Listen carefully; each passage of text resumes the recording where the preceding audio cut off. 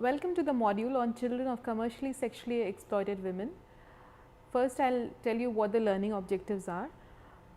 To provide the learner with some basic understanding about the following: who is a commercially sexually exploited woman, which are the basic legislations dealing with commercial sex trade in India, what are the special issues pertaining to children of commercial sex workers like identity issues, social and psychological issues, issues related to housing and security, health issues, issues related to education and rehabilitation of children of commercial sex workers. And lastly, to acquaint the learner with the issues related to drugs, sex and other types of abuse. Now, the introduction. As we all know, sex trade is growing in India. Women and girls are forced into this trade. One can find around 10 to 12-year-old girls on the streets of red light areas in search of customers. There are girls aged 15 to 16 years with children who are also in the business. Women and girls involved in this trade get pregnant due to unsafe sex and ignorance about contraceptives and STDs. Very often they are either forced or lured with extra money to have intercourse without condoms. Childbirth may not be a pleasant experience for the girls and women due to the unpleasant circumstances. Brothel keepers or pimps take custody of the children of these women. This gives them a bargaining chip to make the women work harder and longer hours.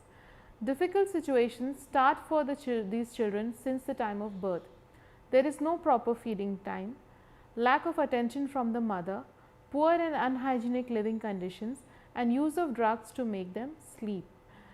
These children are exposed to sex, drugs at a very tender age. Children grow in under these conditions and develop a lot of insecurities in relation to their identities and their existence. Now, coming to some important definitions which are relevant to this module. Sex worker is a person who sells her body for the satisfaction of sexual needs of another person. Commercially sexually exploited women, women who are forced to do sex work for the profit of others. Children of commercially sexually exploited women. For this module, we consider all the children whose mothers are engaged in the commercial sex trade by force, whether they are living with their mothers or not, whether they are born from marriage or not, and irrespective of their geographical location, whether they are living in the red light area or in another area which is not declared as a red light area. Now, brothel. Brothel includes any house, room, conveyance or place or any portion of any house, room, conveyance or place which is used for purposes of sexual exploitation or abuse for gain of another person or for the mutual gain of two or more prostitutes. Red light area. Red light areas are neighborhood or part of a neighborhood where business connected to the sex trade are located. Now, the situational analysis of children of commercial sex workers. What is the present situation of these children?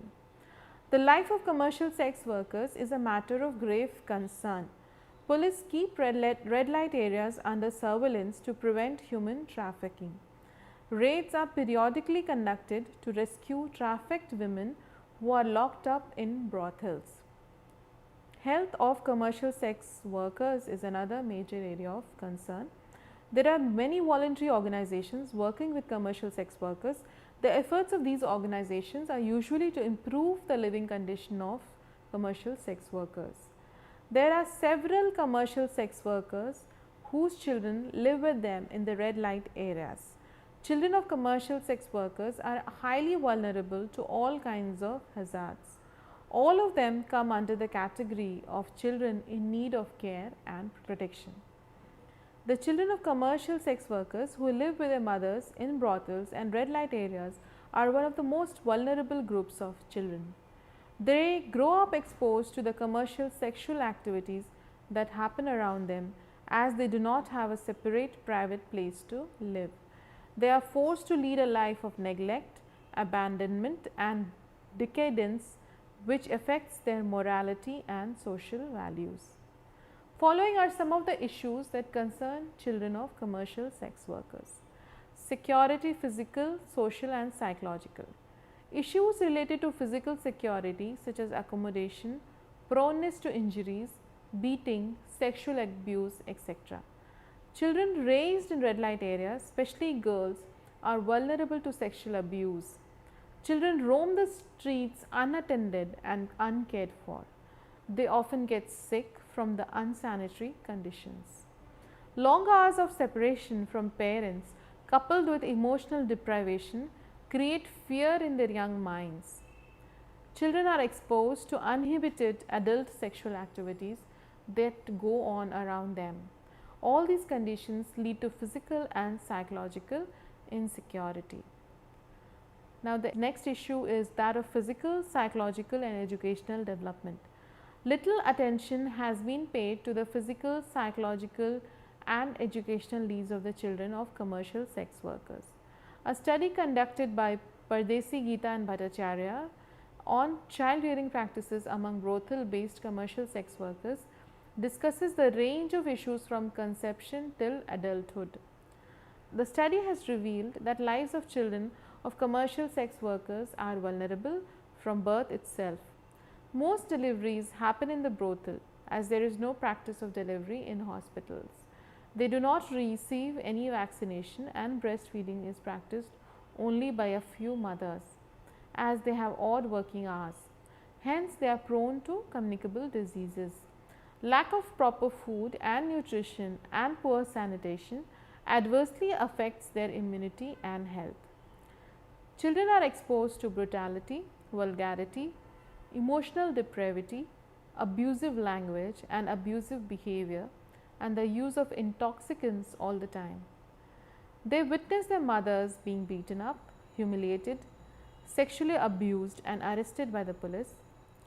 Such an atmosphere seriously hampers healthy psychological growth and normal personality development. Very little attention is paid to the education of children of commercial sex workers. Many schools are unwilling to admit these children due to the stigma attached to their mother's occupation. Such children do not get any educational support or have a supportive environment for studies back home. All these lead to a high dropout rate. Now, coming to the exposure to drugs, alcohol and sex trade which these children are often introduced to. So, children are introduced to drugs and alcohol in early childhood. Many a times their mothers themselves sedate them to keep them asleep during their sex work. As they grow up, they watch their mothers using intoxicants and imbibe the same habit. Some children are used for child pornography and are involved in sex trade directly or indirectly to satisfy the sexual needs of the clients. Boys become involved in the sex trade either directly or indirectly as pimps or as trafficking agents. In case of girl children, they are groomed to follow in their mother's footsteps, having no other option as they are trained from childhood to entertain clients by serving tea, cold drinks, alcohol, cigarettes, etc., or by dancing in front of them. Now, some of the health issues which surround such children. Children of commercial sex workers have unattended health concerns since birth. They are not given preventive inoculation against childhood diseases. Most of them also run the risk of contracting skin diseases, sexually transmitted diseases and even HIV infection from their mother. Lack of nutritional food, improper health care and exposure to unhygienic surroundings together make them highly vulnerable and causes multiple illnesses in them. As compared to boys, it is observed that girls receive better attention towards health because the brothel keepers see them as potential commercial sex workers and prefer to invest in their upkeep of their bodies. Now, efforts to minimize the problems of the children of commercial sex workers. Let us see what are some of these efforts. There are two specific laws in the context of commercial sex work or prostitution in India. The first piece of legislation is the Immoral Traffic Prevention Act 1996. This is an amendment of the Suppression of Immoral Traffic Act 1956. The second one is the Immoral Traffic Prevention Amendment Act 2006. Though the Immoral Traffic Prevention Act did not ban sex work in India, many of the aspects related with this trade has been criminalized by this act, like using any premises as a brothel, living on the earning of prostitution, keeping any person in custody for sex work, recruiting, transporting, transferring, harboring or receiving a person for the purpose of prostitution, detaining a person in the premises where prostitution is carried on, seduction of a person in custody. Under the Immoral Traffic Prevention Act, Section 2A, a child means a person who has not completed the age of 18 years. It is true that there is no special legislative measure for providing protection to children of commercial sex workers. However, some of the provisions of PETA can be used for safety of the children living with commercial sex worker. The recently introduced Integrated Child Protection Scheme ICPS 2009 has provided the measure that would also target this population. The purpose of ICPS is to provide for children in difficult circumstances as well as to reduce the risks and vulnerabilities of children living in various situations that lead to abuse, neglect, exploitation, abandonment and separation of children. The relevant target group of ICPS includes children in need of care and protection as defined in the Juvenile Justice Care and Protection of Children Act 2000. Any other vulnerable child of women in prostitution and children infected with HIV/AIDS. Thus, institutional services can be provided in children's homes and shelter homes for children of commercial sex workers by categorizing them as children in need of care and protection. The child welfare committees under the JJ Act can order separation of children of commercial sex workers from their mothers because such mothers are unfit to take care of their children and rehabilitate them through appropriate care in children's homes. Similarly, the services of night shelters can also be made use for children of commercial sex workers who are forced to live on the streets. In recent years, a number of voluntary organizations, commonly referred to as NGOs, have started working in red light areas to provide child support services. The aim of these NGOs has been to intervene by targeting children living in these areas. Some of the leading voluntary organizations in this regard are Prerna, Mumbai, Navjeevan Kendra, Mumbai, Apne Aap, Delhi, Sanjeevan Shishu Aadhar Grih, Pune, Saheli Sangh, Pune, Snehalaya, Aurangabad, etc. Government's intervention in this sector has not been up to the desired levels, hence special schemes to provide financial aid to voluntary organizations working in this field is needed. Need-based intervention. The United Nations Convention on the Rights of the Child ensures the right to protection among other rights, which includes freedom from all forms of exploitation, abuse, inhuman or degrading treatment and neglect, and also the right to special protection in situations of emergency. Therefore, efforts are being made to guarantee these rights to the children of commercial sex worker. Intervention with regard to children of commercial sex workers should be tailor-made and need-based to make it effective. A few such intervention strategies are mentioned below. Institutional care. Some commercial sex workers themselves realize that they are not suitable to take care of their children and want them to be lodged in institutions. They also expect visitation rights to meet their children periodically. The best strategy in such cases is to provide the child before the Child Welfare Committee with the consent of the mother for commitment to a children's home by categorizing them as children in need of care and protection. An example of institutional care, Vimal Ashram Gharkul, Nagpur, is an organization providing institutional care to children of commercial sex workers far away from their mother's working area. So far, 10 to 15 children of commercial sex workers have become graduates with the support of this organization, and some are even pursuing their PhD degrees. Daycare and night shelter for children. Commercial sex workers might be completely aware about the impact of their occupation and the environment they live in on their children, but they don't want their children to be separated from them for emotional reasons. A few of the commercial sex workers are also interested in their children continuing in the sex trade, as a livelihood option.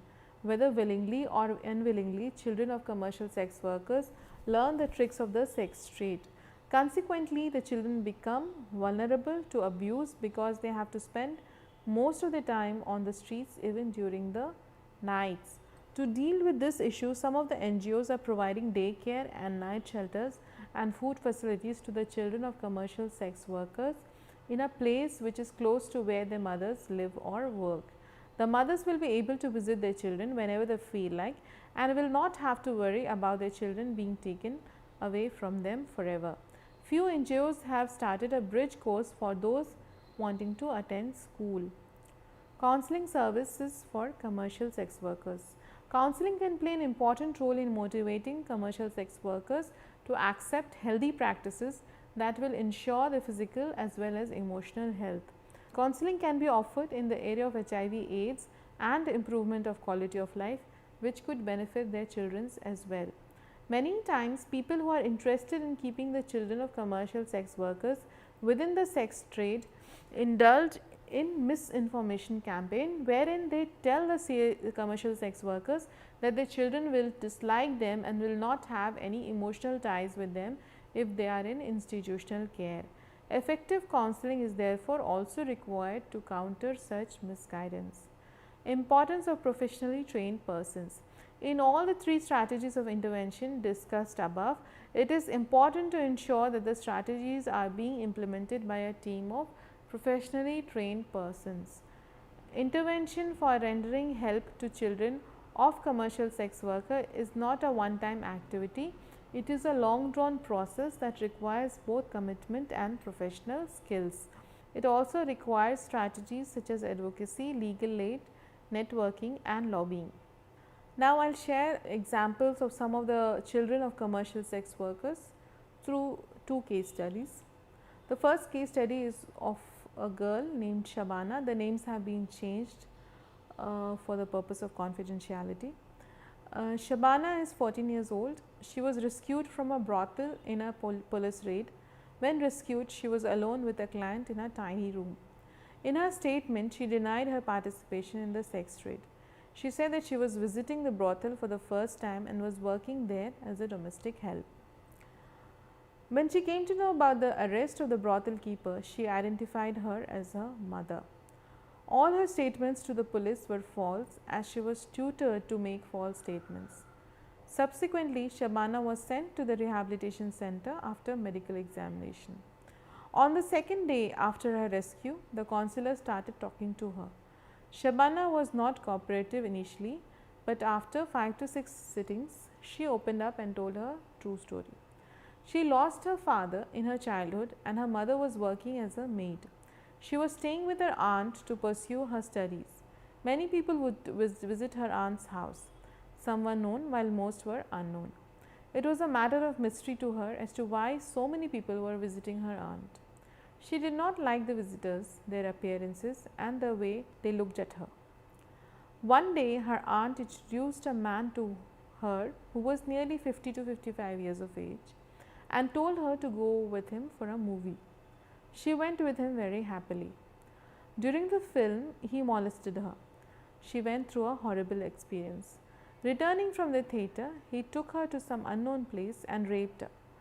When she tried to resist, he told that her aunt had sold her to him for rupees 40,000. She cried and refused to eat. The man continued to rape her for 8 days. Then he took her to some other place and he introduced her to new clients. When she refused, she was beaten up. He also tied her hands and hooked her up on the ceiling fan and turned it on. Finally, at the end of such horrible experience, she surrendered herself and started entertaining 8 to 10 clients per day. She succeeded in escaping somehow and met her mother. She soon realized that her mother too was aware of everything and was also involved in the sex trade. Shabana lost all hopes and decided to continue with sex trade. She feels that she is dirty and now useless for any other work. She has lost her ability to have faith in anyone. Shabana has accepted the situation as her fate and feels nothing about it. She is now waiting for her madam to take her out on a bail. Now, the second case study is that of Shankar, who is a 13-year-old boy. His mother is a commercial sex worker. He grew up in the red light area, and now for a year he has been staying in a center run by an NGO working with the children of commercial sex workers. Although he is happy that he is at the center because many of his friends are with him, he misses his mother. He knew what his mother is doing, but he does not feel bad about it. He says, everyone has to sell something or the other. Some sell their brains, some sell their skills, and since his mother is illiterate, she has to sell her body. According to him, there is nothing immoral about it. Though a young boy of 30, he is determined. He does not want his mother to continue in this occupation because once he saw the police beating his mother and mishandling her while she was being arrested. He did not like that. He wants to study and earn money. He plans to become a lawyer so that he can file cases against the police, Madam Kaka, who is a pimp, and his aunt who used to abuse his mother. Now he is studying in class 8th. Now, I will share the summary of this module with all of you. This module gives an overview of the issue of children of commercially sexually exploited women in India. It also provides some information on the legal position regarding prostitution in India. The module gives an idea of some of the issues that concern the children of commercial sex workers and efforts to minimize the problems of the children of commercial sex workers. Information on need-based intervention for the rehabilitation of these vulnerable children is also provided here. Some case studies highlights the concern of children of commercial sex workers. Thank you for being a part of this module on children of commercially sexually exploited women.